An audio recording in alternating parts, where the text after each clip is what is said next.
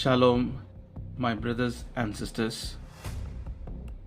प्रभु यीशु ने हमसे बहुत प्यार किया और उसके प्यार का सबूत उसने सलीब पर सारी दुनिया के सामने रख दिया।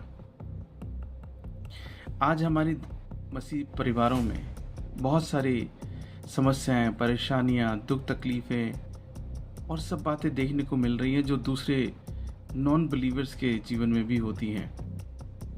कई बार मसीह लोग सोचते हैं या मसीह लोगों के परिवारों में ऐसा सोचते हैं कि क्या कारण है कि हमारे परिवारों में इतनी समस्या, इतनी परेशानी आ रही है। और आप देखिए, ज़्यादातर सिर्फ परिवार के अंदर है। परिवार के बाहर यानी कि दुनिया में जब काम काज के लिए कोई निकलता है या किसी और कारण से बाहर निकलता है तो वहाँ की समस्या अलग है, लेकिन परिवार से ही बहुत सारी समस्याएं जो है वो शुरू होती हैं और बहुत सारी समस्या चल रही हैं। प्रभु यीशु में मेरे प्रियो, इसके पीछे बहुत सारे बड़े बड़े कारण हैं।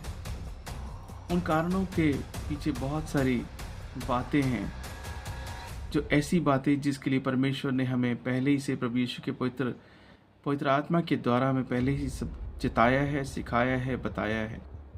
बहुत सारे मसीह परिवारों में जो हैं बहन भाई, बच्चे, जवान, बूढ़े वचनों को नहीं पढ़ते, बाइबल नहीं पढ़ते। अगर आप किसी मसीह परिवार में, आम परिवार में जाएंगे तो वहाँ पूछेंगे कि आप क्रिश्चियन हैं, बोलेंगे हाँ जी हम क्रिश्चियन हैं। लेकिन जब आप उनसे पूछेंगे कि आपका प्रार्थना जीवन कैसे चल रहा है तो बोलेंगे हम प्रार्थना करते हैं। मसीह जीवन कैसा चल रहा है तो बोल रहे हैं हम प्रार्थना करते हैं, ऐसा बोलेंगे। प्रार्थना करना क्या है? मांगना, हर समय मांगना। क्या कभी आपने सोचा है कि परमेश्वर ने सिर्फ हमें मांगना ही सिखाया है और परमेश्वर ने जो हमारे लिए सब कुछ पहले ही दे दिया है, क्या हमें उसको मांगने की ज़रूरत है? कभी इसके बारे में सोचिए। इसलिए प्रभु यीशु में मेरे प्रियो, हमें मांगना उन बातों के लिए है, वचनों में लिखा है कि मांगना जो है अगर परमेश्वर की इच्छा के अनुसार मांगा जाए तो वो ज़रूर मिलता है। तो क्या हम परमेश्वर की इच्छा के अनुसार मांगते हैं? अब परमेश्वर की इच्छा में क्या परमेश्वर चाहते हैं, वो इच्छा क्या है, उसको जानने के लिए आपको वचनों को पढ़ना होगा। और जब वचनों को हम पढ़ते हैं तब हमें पता चलता है कि हमारे परिवारों में, मसीह परिवारों में भी ऐसी समस्याएं, ऐसी प्रॉब्लम्स, फैमिली प्रॉब्लम्स क्यों हैं। पति पत्नी आपस में प्यार नहीं करते, बच्चे माँ बाप से प्यार नहीं कर रहे और पूरी तरह से डिसोबेइंग करते हैं, अवज्ञा करते हैं। ऐसा क्यों हो रहा है? वचन ना पढ़ने के कारण से। क्योंकि जो मॉरल वैल्यूज़ और जो आत्मिक वैल्यूज़ है वो परमेश्वर प्रभु यीशु के द्वारा, पवित्र आत्मा के द्वारा हमें दी गई हैं। वचन नहीं पढ़ेंगे तो प्रार्थना करने में जो विषय रखना है वो तो फिर संसारिक बातों का ही होगा ना। मुझे गाड़ी चाहिए, मुझे घर चाहिए, मुझे विदेश जाना है, मुझे पढ़ाई करनी है, मेरे पास सोना हो, चांदी हो, मेरे पास बड़ी कोठी हो, ये सब बातें ही तो रहेंगी ना। लेकिन परमेश्वर क्या चाहते हैं? परमेश्वर की इच्छा के अनुसार मांगना किसे कहते हैं? वो वचनों को पढ़ने, मनन करने और परमेश्वर से तब आप जब मांगेंगे वो पूरा किया जाएगा।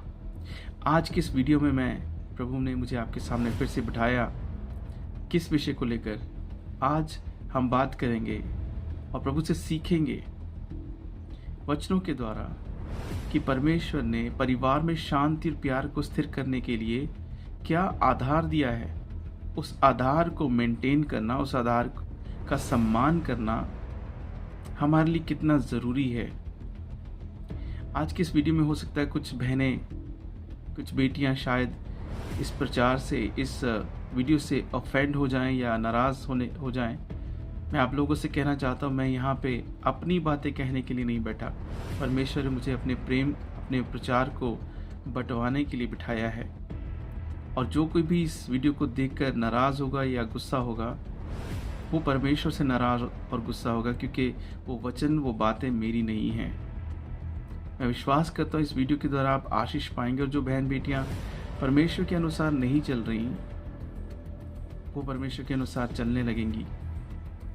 उनके मन में ये पश्चाताप आए और आना चाहिए कि मसीह परिवारों में जो माताएं, बेटियां, बहनें, पत्नियां, बहुएं, वो सब किस तरह से चलें, क्योंकि हमारा जीवन मसीह जीवन है, इस संसार के लोगों की तरह का जीवन नहीं है।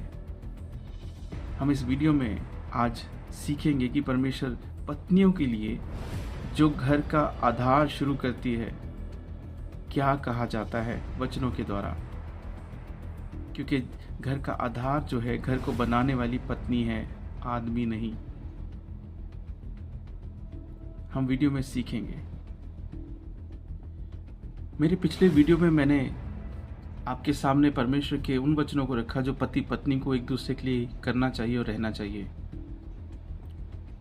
आज के इस वीडियो में सिर्फ पत्नियों के लिए परमेश्वर के वचनों के द्वारा क्या इंस्ट्रक्शंस हैं, क्या उनको मानकर चलना है कि उनका घर बंधा रहे, परिवार में प्रेम शांति, पति के साथ हर तरह से, बच्चों में, रिश्तेदारों में एक प्रेम का जो धागा जो मजबूती के साथ बना रहे, और पत्नियां जो हैं परमेश्वर के इस दिए हुए पवित्र महान जो परमेश्वर ने हमें आज्ञा दी है, परमेश्वर ने जो आशीष दी थी आदम हवा को कि बढ़ जाओ, पूरी धरती पर फैल जाओ, वो मल्टीप्लिकेशन की जो ब्लेसिंग्स हैं वो औरत के द्वारा ही पूरी करने के बारे में परमेश्वर ने आशीष दी थी।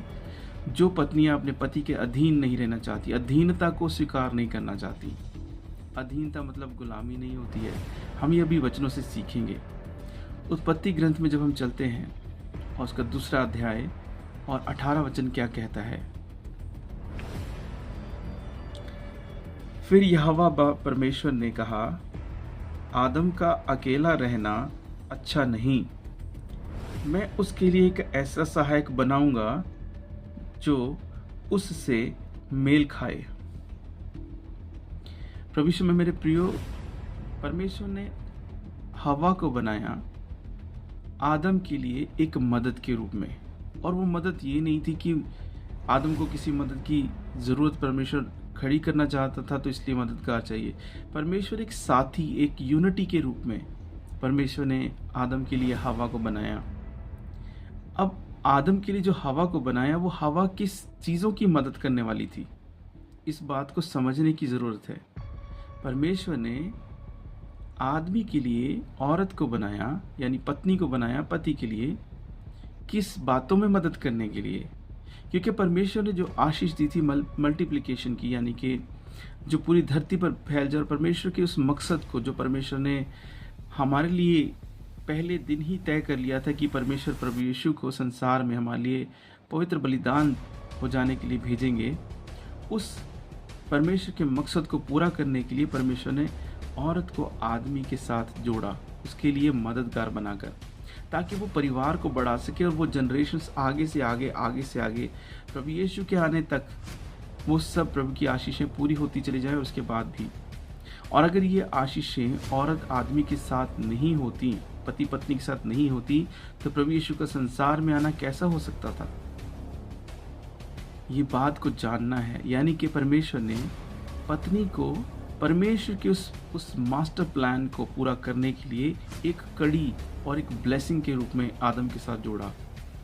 अब उस कड़ी, उस ब्लेसिंग को पूरा करने के लिए आदम और हवा को दोनों मिलके काम करना है। यही परमेश्वर का प्लान था। जब आप देखते हैं कि वचनों में जब हम पढ़ते हैं कि सबसे ज़्यादा इंस्ट्रक्शन, सबसे ज़्यादा आज्ञाएं परमेश्वर ने आदम के लिए दी हैं, हवा के लिए नहीं।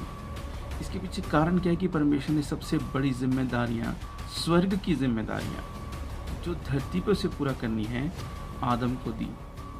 उस जिम्मेदारी को पूरा करने के लिए परमेश्वर ने उसकी मदद करने के लिए औरत को उसको दिया, ना कि औरत को आदमी के ऊपर किसी तरह से हुक्म चलाने या उसको किसी भी तरह से दबाने या उसके ऊपर अधिकार जमाने, इस तरह से कि तुझे मेरे अधीन रहना है। उत्पत्ति ग्रंथ का 2 अध्याय में 24 वचन क्या कहता है, इस कारण पुरुष अपने माता पिता को छोड़कर अपनी पत्नी से मिला रहेगा और वे एक ही तन बने रहेंगे। अब वो दोनों एक ही तन बने रहेंगे। परमेश्वर ने उन दोनों को पहले ही दिन से एक तन होने की क्यों आशीष दी और क्यों इस बात को कहा कि एक तन बने रहेंगे। और अपने माता पिता से जो बेटा है या आदम है, वो अपने माता पिता से अलग हो जाएगा अपनी पत्नी के साथ रहने के लिए। अब यहाँ पे अलग रहने के बारे में आज के हमारे ज़माने में किस बात को माना जाता है कि घर छोड़कर दूर चले जाओ। और वहाँ पे अलग रहने का मतलब था प्राइवेसी, पति पत्नी की प्राइवेसी, माता पिता से अलग होने का मतलब था पति पत्नी की प्राइवेसी, ना कि घर छोड़कर चले जाने के बारे में। क्या परमेश्वर जो यूनिटी, जो एकता की आशीष दे रहा है, वो परिवारों को अलग करने के लिए सिखाएगा? कभी भी नहीं। क्योंकि प्रभु, हम जानते हैं कि पिता परमेश्वर, प्रभु यीशु, पवित्र आत्मा एक है, वो यूनिटी है। उसी तरह से वही यूनिटी की आशीष उसने पति पत्नी के रूप में आदम हवा को दी, और वही सारे संसार में आज हमारे समय तक भी है।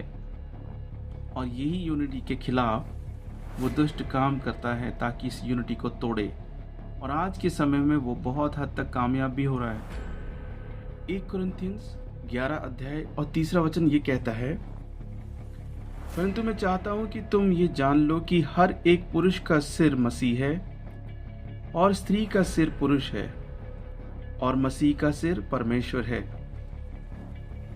अब यही हम सब बात को जानने के लिए हमारे लिए बहुत ज़रूरी है कि ऐसा कहा गया कि पति जो है वो स्त्री का सिर है, यानी कि पत्नी का सिर है, और पति का सिर प्रभु यीशु, और प्रभु यीशु का सिर परमेश्वर है।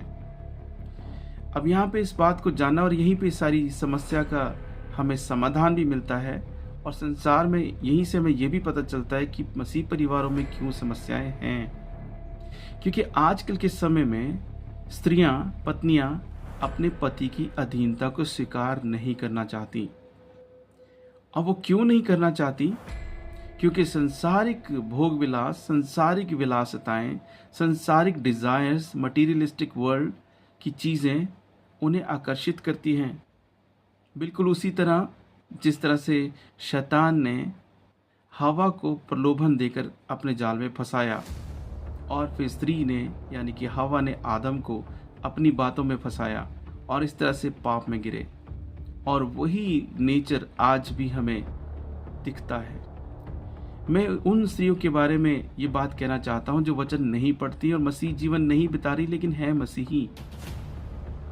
उनको ये सब वचन बहुत कड़वे लगेंगे, चुभेंगे, लेकिन मैं आपसे कहना चाहता हूँ, और प्रभु यीशु में आपको मैं प्रोत्साहित करना चाहता हूँ, मेरी बहनों, प्रभु के वचनों को मानिए, प्रभु के वचनों को अपने हृदय में समाहित कीजिए। आपके परिवार, आपका जीवन खुशहाल, शांति और आशीषों से भरा हो जाएगा।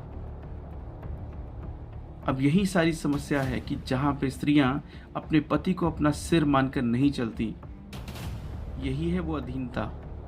अब क्या ये अधीनता पाप और गुलामी की है, या किसी के नीचे दबने के बारे में है, या किसी से अपमानित होने के बारे में है? नहीं। सारा अब्राहम की पत्नी किस तरह से अपने पति के अधीन रही, मूसा की पत्नी किस तरह अपने पति के अधीन रही। हम देखते कि आपको बाइबल में एक भी प्रभु के जन की पत्नी ऐसी नहीं मिलेगी जिसने अपने पति के खिलाफ काम किए हों, क्योंकि वो सब जानती थी कि जिस परमेश्वर ने हमारे पतियों को अपने काम के लिए चुना है, वो परमेश्वर सर्वशक्तिमान और महान है, वो सब बातों को जानता है। उदाहरण के लिए आप देखिए, जब अब्राहम को परमेश्वर ने पुत्र होने की आशीष देनी थी तो सारा अपने तंबू में छिपकर हंसी थी, और परमेश्वर ने जान लिया कि वो हंसी, और परमेश्वर ने उसे टोका था कि तू हंसी है। उसने बोला मैं नहीं, वो मुकर गई। प्रभु सब जानते हैं कि स्त्रियां अपने पति के बारे में और पति अपने स्त्रियों के बारे में क्या समझते, सोचते हैं। प्रभु यीशु में मेरे प्रियो, ये नियम मैंने या किसी संसार के आदमी ने नहीं ठहराया है, परमेश्वर ने ठहराया है कि पत्नियों का सिर जो है वो आदमी है। इसका मतलब ये हुआ कि जो पत्नियां अपने पतियों का अपमान करती हैं, उनको बुरा भला कहती हैं, उनका विरोध करती हैं, उनकी कहने कार में नहीं रहती, वो सब मसीह का अपमान कर रही हैं। पहला तिमुथी उसका 11 अध्याय, और हम पढ़ेंगे 14 वचन तक। और क्या कहता है वचन? स्त्री को चुपचाप पूरी अधीनता से सीखना चाहिए। मैं कहता हूं कि स्त्री ना उपदेश करे और ना पुरुष पर आज्ञा चलाए, परंतु चुपचाप रहे, क्योंकि आदम पहले, उसके बाद हवा बनाई गई, और आदम बहकाया ना गया, पर स्त्री बहकाने में आकर अपराधिनी हुई। वचन जो बात कह रहे हैं वो बात परमेश्वर की ओर से और सत्य है। इसीलिए आज स्त्रियां जो अपने पतियों पर हुक्म चलाना चाहती हैं, देखिए जिन घरों में तो स्त्रियां अकेली हैं, विधवा हैं या शादी नहीं की, उन घरों के बारे में तो ये नियम नहीं चलता। लेकिन फिर भी उनके घर में भी कोई बड़ा बुजुर्ग, कोई ऐसा जन हो सकता है कि जो परमेश्वर में वचनों के अनुसार चलता हो। याद रखिए कि अधीनता जो है, पत्नी की अधीनता जब पति के लिए होती है तो वो अधीनता इस तरह से नहीं होती कि कोई पति शराब पीता हो, नशे करता हो, मारता पीटता हो और वो उसके अधीन रहे। नहीं, परमेश्वर की शिक्षा जो है इस तरह के लिए नहीं है। हम वचनों में पढ़ते हैं कि अगर पति मसीही है और पत्नी विश्वास में नहीं है तो पति के विश्वास में होने के कारण से पत्नी भी विश्वासी बन जाएगी और वचनों को पढ़कर सीखेगी और आगे बढ़ेगी। और अगर पत्नी विश्वास में है और पति विश्वास में नहीं है तो पत्नी की प्रार्थना दुआ करने से पति भी परमेश्वर की ओर आ सकता है, आकर्षित हो सकता है। इसका मतलब ये है कि अगर दोनों में से एक भी दुआ प्रार्थना करने में, वचन पढ़ने में आगे बढ़ता है तो दूसरा उसके पीछे चल के आएगा। तो जो परिवारों में, जिन घर परिवारों में किसी बहन बेटियों का जो पत्नियां हैं उनकी अगर ये शिकायत है कि हम तो दुआ करती हैं, वचन पढ़ती हैं, लेकिन हमारा पति फिर भी हमें मारता पीटता है, तो याद रखिए आपको सब्र के साथ, प्रार्थना और वचन पढ़ने के साथ परमेश्वर में बने रहना है और परमेश्वर की इच्छा के अनुसार व्यवहार करते रहना है, चाहे आपका पति आपके साथ कैसे भी करता है। और इस तरह से ही पतियों के लिए भी है। पति की सोचते होंगे बहुत प्रार्थनाएं करते हैं, वचन पढ़ते हैं, लेकिन हमारी पत्नियां सुधरती नहीं है। आप प्रार्थना करते रहिए, वचन पढ़ते रहिए, पत्नियां आपके इस पवित्र कार्य की वजह से आशीषित होकर परमेश्वर की ओर आकर्षित होंगी। इफिसियों की किताब उसका 5वां अध्याय और 22वां वचन क्या कहता है? हे पत्नियों, अपने अपने पति के ऐसे अधीन रहो जैसे प्रभु के, क्योंकि पति पत्नी का सिर है, जैसे कि मसीह कलीसिया का सिर है और स्वयं ही देह का उद्धार करता है। अब पत्नियों को पतियों के अधीन क्यों रहना है, इसका उदाहरण साथ ही दिया गया है। प्रभु यीशु कलीसिया का सिर है, इसलिए कलीसिया को प्रभु यीशु के अधीन रहना है, आज्ञा मानते हुए।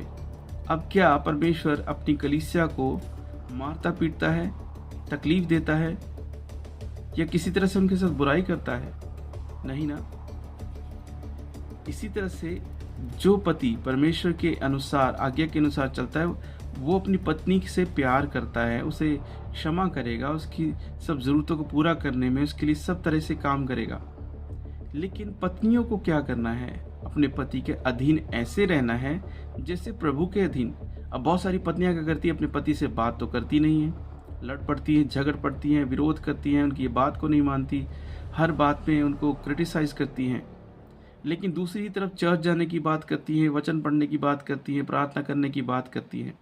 और वचन कहते हैं कि अपने आप को पतियों के अधीन इस तरह कीजिए जैसे कलीसिया मसीह के अधीन है, और जैसे आपको प्रभु के अधीन अपने आप को आप करना चाहती हैं, वैसे पति के अधीन करिए। तो दोनों की तुलना क्या है, कैसे की गई है? परमेश्वर के अधीन रहना पति के अधीन रहने जैसा है, और पति के अधीन रहना परमेश्वर के अधीन रहने जैसा। पहला पतरस और 3 अध्याय 6 वचन क्या कहता है?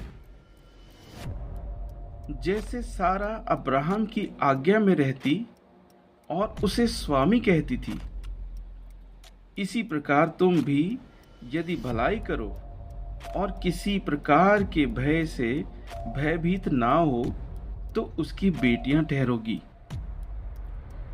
प्रभु यीशु में मेरे प्रियो, मेरी बहनों, वचन कह रहे हैं कि अगर आप किसी सिचुएशन से घबराएं नहीं, भयभीत ना हो कि मेरे जीवन में ऐसा हो गया, मेरे जीवन में वैसा हो गया, मेरा पति शराब पीता है, मारता पीटता है, घर में पैसा नहीं देता, बच्चों को तंग करता है, उनकी फीसें नहीं देता, आप घबरा क्यों रही हैं? क्या प्रभु पे आपका विश्वास नहीं है?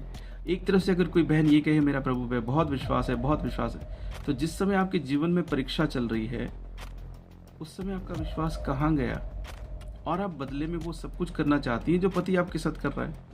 मैं बिल्कुल भी ऐसे पतियों की सपोर्ट नहीं करता। जो पति अपनी पत्नी बच्चों को मारता पीटता है या तकलीफ देता है, वो परमेश्वर के योग्य कैसे हो सकता है?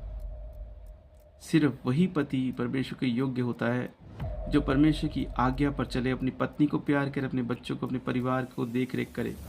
याद रखिए, अच्छी पत्नी अच्छी माँ बनेगी। जो वो अच्छी माँ बनेगी, आगे उसकी संतानें, चाहे पुत्रियां हैं चाहे पुत्र हैं, वो भी अच्छे परमेश्वर के लोग बनेंगे और उनके द्वारा जो परिवार उत्पन्न होंगे वो भी परमेश्वर के लोग बनेंगे। इसीलिए परमेश्वर ने पति पत्नी के रिश्ते को इतनी आशीष दी और इतना पवित्र ठहराया है।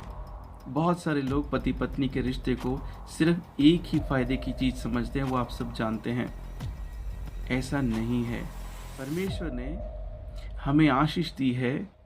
परमेश्वर के स्वरूप को, परमेश्वर के उन स्वभाव को परिवार के द्वारा, पति पत्नी के रूप में, परिवार के रूप में दुनिया के सामने रखना, दुनिया के सामने दिखाना कि हमारा परमेश्वर कैसा है और हम में कैसे वास करता है। पहला पत्रस 3 अध्याय 1 से लेकर 5 तक पढ़ेंगे। पत्नियों के लिए परमेश्वर और क्या चाहते हैं।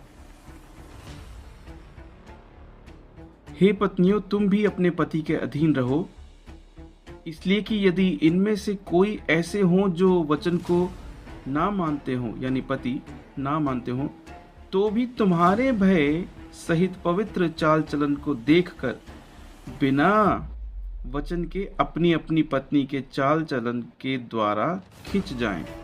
तुम्हारा श्रृंगार दिखावटी ना हो, अर्थात बाल गूंथना और सोने के गहने या भांति भांति के कपड़े पहनना, वरन तुम्हारा छिपा हुआ और गुप्त मनुष्यत्व नम्रता और मन की दीनता की अविनाशी सजावट से सुसज्जित रहे, क्योंकि परमेश्वर की दृष्टि में इसका मूल्य बड़ा है।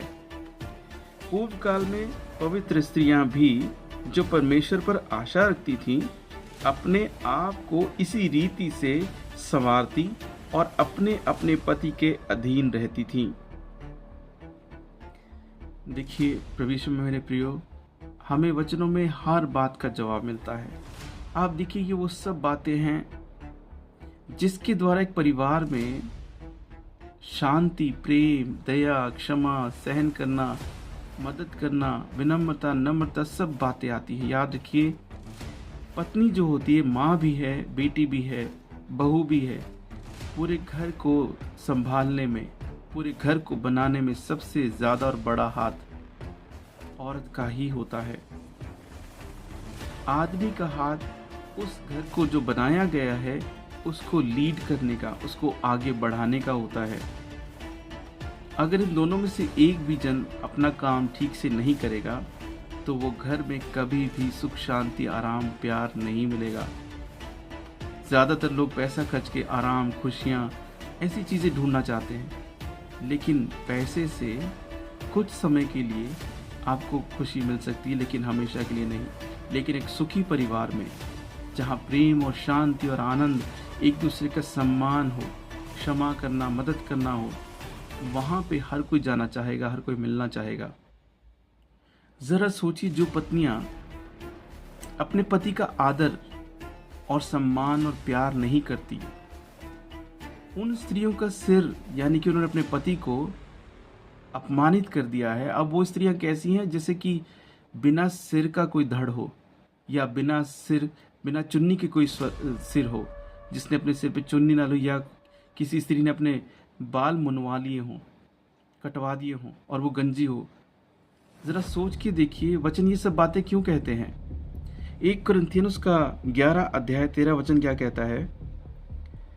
तुम आप ही विचार करो, क्या स्त्री को उघाड़े सिर परमेश्वर से प्रार्थना करना शोभा देता है? जिस स्त्री के पति के साथ उसकी बनती नहीं और वो अपने पति को अपमानित करती है, उसका विरोध करती है, क्रिटिसाइज करती है, हर बात बात पर उसके साथ झगड़ा करती हो, ऐसी स्त्री जब प्रार्थना करने जाएगी तो वो वैसी ही होगी जैसे किसी स्त्री ने अपने सर पे चुन्नी नहीं ली या बाल कटवा चुकी है। सर से गंजी है, या वो ऐसा धड़ है जिसका सिर ही नहीं। ऐसी स्त्री जब प्रार्थना करने बैठेगी तो क्या उसकी प्रार्थना परमेश्वर सुनेगा? तो उसके परिवार में सुख शांति कहां से आएगी? देखिए, नीति वचन अध्याय 21 और उसका 19वां वचन क्या कहता है? उन स्त्रियों के बारे में जो अपने पति से झगड़ा करती है और अपनी ही बात मनवाना चाहती हैं और हर बात में अपने पति को ही नीचा दिखाना चाहती हैं, ना ही सिर्फ अपने परिवार में बल्कि दूसरों के सामने भी। ऐसी स्त्रियों की क्या हरकतें, क्या उनके काम होते हैं, आप देखिए। झगड़ालू और चिढ़ने वाली पत्नी के संग रहने से जंगल में रहना उत्तम है। नीति वचन उसका 21 अध्याय और 19वां वचन ये कह रहा है। तो जो स्त्री अपने पति के साथ झगड़े करती हैं, कलेश करती हैं, अब कारण कुछ ना कुछ तो उनको मिल ही जाता होगा, ढूंढ लेती होंगी।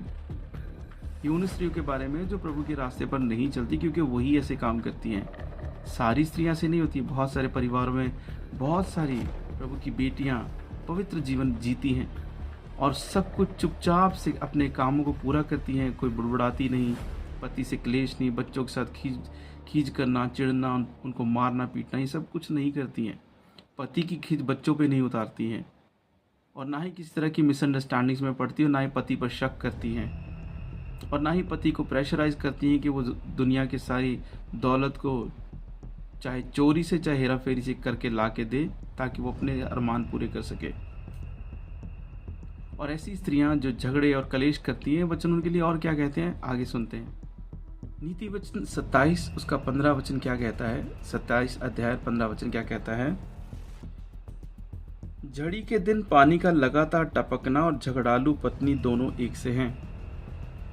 अब जो स्त्री अपने पति से झगड़ा करती, याद रखिए ये वो पत्नियां होती हैं जो संसारिक चीजों के कारण से या अपने जो उनके अजीज हैं, उनकी नज़र में जो उनके प्रिय हैं, उनको खुश करने के बारे में, अब ना ही अपने पति ना अपने बच्चों को, बल्कि उनको जो उनकी नज़र में प्रिय है, खुश करने के चक्कर में अपने पति के साथ हर तरह के झगड़े कलेश करती हैं और ये चाहती हैं कि वो कलेश जो हो उससे परेशान होकर पति कहे कि ठीक है, जो तू कहती है मैं वो करता हूँ। और ऐसे बहुत सारे परिवारों में हो रहा है। इसीलिए मसीह परिवार टूट रहे हैं। क्यों मसीह परिवारों में इतने डिवोर्स बढ़ रहे हैं? और आप देखिए, अपने पारिवारिक समस्या को वो सारे परिवार समेत उठाकर कोर्ट कचहरी में ले जाते हैं, पुलिस स्टेशन में ले जाते हैं, दोनों परिवारों को बदनाम करते हैं, परमेश्वर के पवित्र नाम पर बदनामी लेकर आते हैं। और आगे नीति वचन कहता है, 21 अध्याय 9वां वचन क्या कहता है? लंबे चौड़े घर में झगड़ालू पत्नी के संग रहने से छत के कोने पर रहना उत्तम है। अब सेपरेशन, ऐसे सी पत्नी के साथ जो झगड़ालू और कलेश करने वाली है, छोटी छोटी बात को मुद्दा बनाकर उसको बड़ा बड़ा कर अपने परिवार में या अपने जानकारों में ले जाकर दिखाती है कि देखो मेरे साथ तो बहुत बड़े जुल्म हो रहे हैं। ऐसी पत्नियों के साथ रहने से सेपरेशन, यानी कि उनसे अलग रहने के बारे में वचन सिखा रहे हैं। डिवोर्स के बारे में नहीं, अलग रहने में, क्योंकि वो समझने को तैयार ही नहीं है कि उनको अपने पति, अपने बच्चों के बारे में किस तरह से अनुशासन, परमेश्वर के दिए हुए अनुशासन के, डिसिप्लिन के हिसाब से चलना है। और ये मसीह परिवारों की बात हो रही है, नॉन बिलीवर्स के बारे में नहीं, क्योंकि उनके पास ये शिक्षा नहीं है।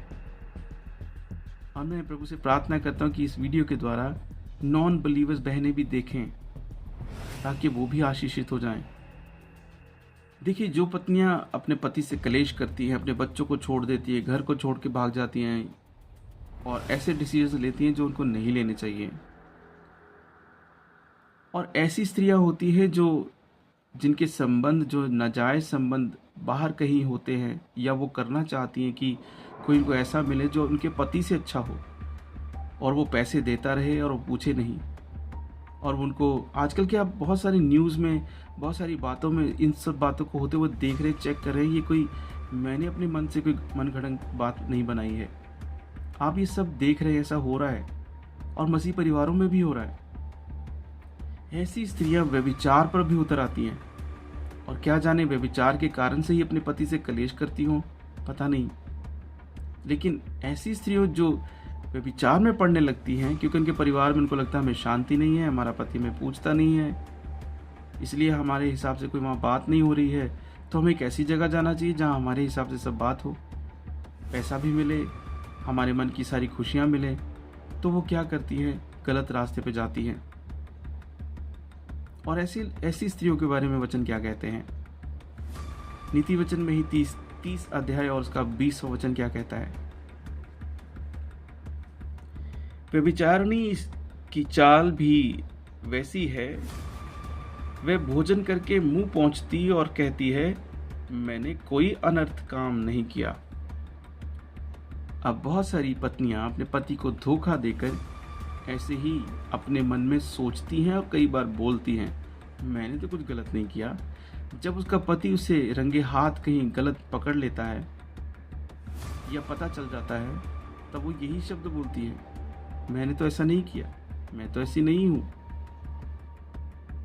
आगे नीति वचन क्या कहते हैं ऐसी स्त्रियों के बारे में? अब ऐसी स्त्रियां दूसरों के पतियों को भी और दूसरे लड़कों को भी अपने जीवन में आने के लिए किसी भी तरह से रोक टोक नहीं करती हैं, जो व्यभिचार में पड़ गई हैं। तो वचन ऐसी स्त्रियों के बारे में परमेश्वर के लोगों को, आदमियों को कैसे अलर्ट करते हैं, वचन देखिए। नीति वचन 5वां अध्याय 3 और 4 वचन क्या कहता है? क्योंकि पराई स्त्री के ओंठों से मधु टपकता है और उसकी बातें तेल से भी अधिक चिकनी होती हैं, परंतु इसका परिणाम नागदोना सा कड़वा और दोधारी तलवार सा पैना होता है। परमेश्वर की बुद्धि यानी नीति वचन में जितना कुछ भी आप पढ़ते हैं, सब वचन परमेश्वर की दी हुई बुद्धि है। और आदमी को भी परमेश्वर ऐसी स्त्रियों से बचने के लिए सिखाते हैं। और कैसे सिखाते हैं और उन स्त्रियों को कैसे पहचाना जाए कि उनके जाल में ना फंसें, क्योंकि ऐसी स्त्रियां अपना परिवार तो उजाड़ रही हैं, दूसरों का परिवार भी उजाड़ती हैं। आगे नीति वचन क्या कहता है? पतियों को नीति वचन कहता है 5 और उसका 5वां अध्याय 20वां वचन, हे मेरे पुत्र, तू अपरिचित स्त्री पर क्यों मोहित हो और पराई को क्यों छाती से लगाए?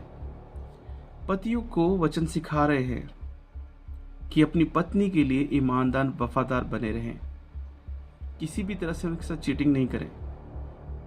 अब जो स्त्री इस पति के पास आए, उसने तो अपना परिवार खराब किया, लेकिन अब इस पति को वचन कहते हैं कि तू मत जा उसके पास, क्योंकि वो अगर अपना घर परिवार खराब करके या ऐसे कामों से दूसरों के घर में घुस रही है, तो वो तेरा परिवार भी, तुझे भी खराब करेगी। अपनी पत्नी को ही प्यार करना, अपनी पत्नी को ही सब कुछ करना पतियों के लिए इंस्ट्रक्शंस है। मेरा अगला जो वीडियो होगा वो पतियों के बारे में होगा, आप उसे जरूर देखिए। मसीह परिवारों में जो स्त्रियां व्यभिचार के कारण से पकड़ी जाती हैं, उनके लिए वचन क्या कहते हैं? व्यवस्था विवरण में 24 अध्याय उसका पहला वचन क्या कहता है? यदि कोई पुरुष किसी स्त्री से विवाह कर ले और उसके बाद उसमें कुछ लज्जा की बात पाकर उससे अप्रसन्न हो, तो वह उसके लिए त्याग पत्र लिखकर और उसके हाथ में देकर उसको अपने घर से निकाल दे। प्रभु यीशु में मेरे प्रियो, वचनों में साफ लिखा है, और ये वचन सिर्फ व्यवस्था विवरण में ही नहीं है, आगे भी मैं आपको बताऊंगा